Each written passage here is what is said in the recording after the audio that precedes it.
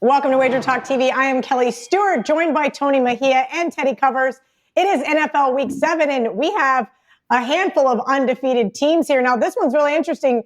We have the Steelers opening as a 2-point favorite, total 52, and we filmed these videos on Wednesday. It's already Titans -1. We saw Titans -1.5 there for a second. This total down to 50.5. Teddy, I'm going to start with you. Can you talk about the significance of the move going through zero here?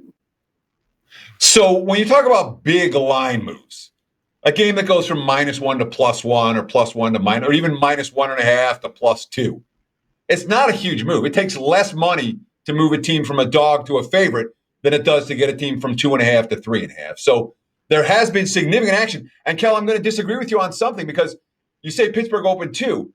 Off the very first books had Tennessee as the favorite. The money poured in on Pittsburgh on Sunday, and then has poured back in on the Titans is basically today. And that's all injury related. I should say the initial move towards Pittsburgh, I think, was statistic related. The Steelers defense has some really impressive statistical profile numbers. We'll talk about that in a minute.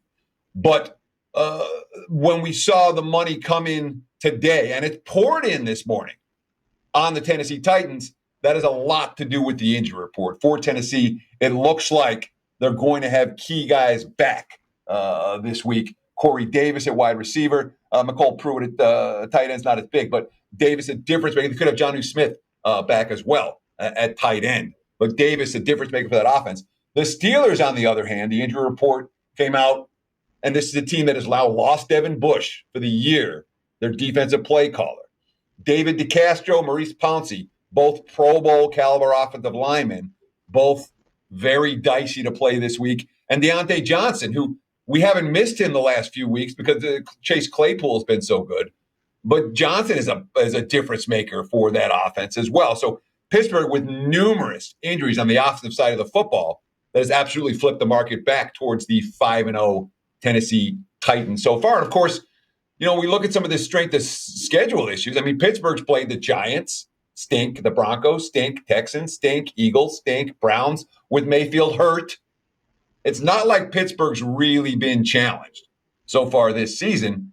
Then again, you can't devalue the Steelers. All they can do is play the teams in front of them. You can't say, well, you should have beaten someone better when they didn't have anyone better to beat in front of them. For Tennessee, at least, they had a game against the Bills. They had a game against the Texans. I guess I dismissed the Texans with Pittsburgh, but I'll say that Tennessee's a little bit more battle-tested than the Steelers are right now. And the line may not necessarily be reflecting that. Okay. Tony, you mentioned before we started the video that you had some opinion on the total. Now, this one opened 52, down to 50.5. I lean towards the under here. What do you think about this in regards to the current number? Well, all the people pouring money in back on Tennessee may have forgotten about Tay, because Taylor Lewan is out, tore his ACL, and that's a big problem to you lose your Pro Bowl left tackle. And again, Pittsburgh has gotten fat on really bad offensive teams. Tennessee, offensively, the second best total yardage team in the NFL, has gotten fat against bad defensive teams. So something has to give here, and the total is down from 52 to 50, and won't be a factor. It's expected to be nice, but I just think the fact that even with Bush out, and they're having former Titan Robert Spillane up to speed, and he's going to be the guy probably calling out signals, and you still rely on Minkah Fitzpatrick to lead your defense.